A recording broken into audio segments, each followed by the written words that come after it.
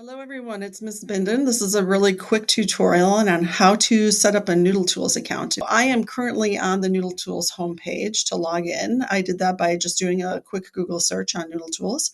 Make sure that when you do log in that you are on your school university account. And the way that we sign in easiest is to go to single sign-on, which is down here. And if I click on the Google icon, I'm going to sign in using my school account. And then once I do that, if I have an existing account already, it's just going to pop me into my landing page. If you don't have an existing account, it will prompt you to answer a couple of questions. Where do you go to school? Are you a student or a teacher? What's your grad year? And then once you've answered those questions, it will also send you to a page that looks very much like the one that is on the screen right now.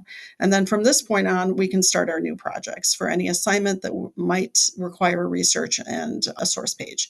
You can also get into Noodletools by being in your school email. And so if I go up to my Google app grid up here and I scroll down, I am going to get to an app called Noodletools. And then when I click on that, it will also just direct me into my account.